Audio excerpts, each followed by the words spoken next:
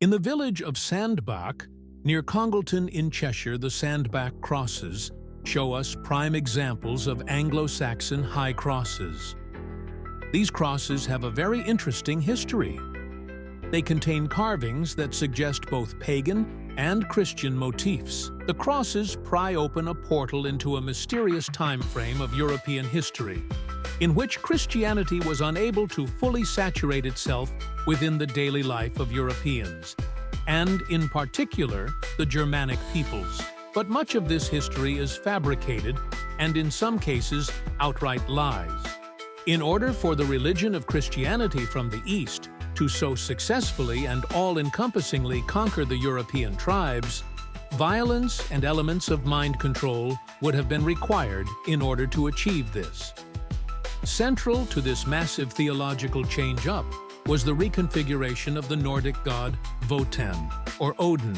Christians all over the world today, when they venerate the imagery of Jesus Christ on the cross, are in actuality worshipping the pagan All-Father of the Anglo-Saxon Germanic tribes and the Norse Vikings, which has been dovetailed into the story of a Hebrew carpenter from Nazareth. Christians citing Moses and the golden calf story within Exodus as their justification for destroying these ancient artworks. This attack upon the art, science, and literature of the classical pagan world eventually led to the destruction of 70% of the pagan classical world's artwork and nearly all of its literature and science.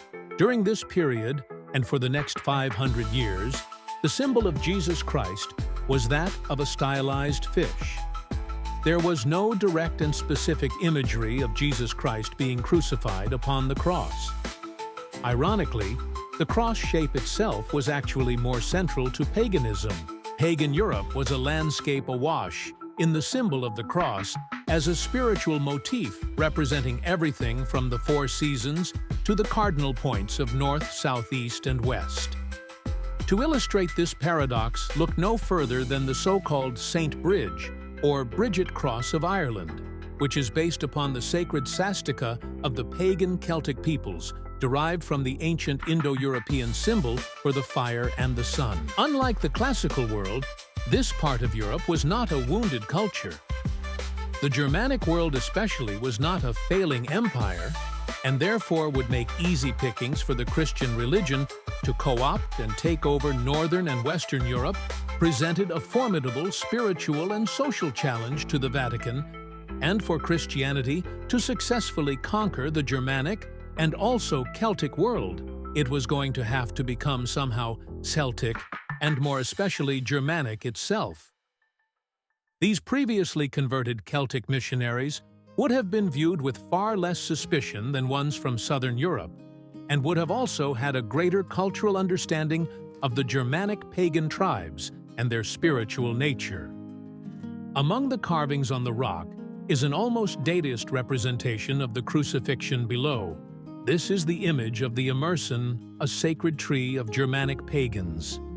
Within this phrase it's shown broken, and also there is Wotan, or Odin, being alchemically dissolved into the Christ story in order to saturate the Germanic pagan consciousness with a more agreeable archetype.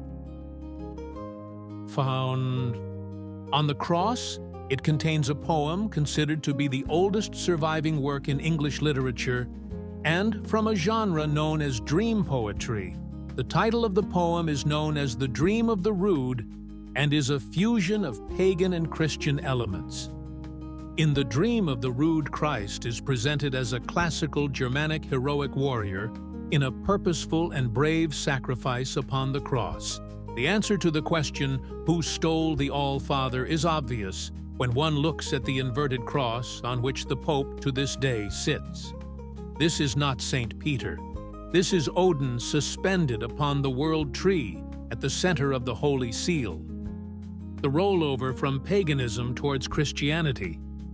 Central to this massive theological was the reconfiguration of the Nordic god Wotan, or Odin.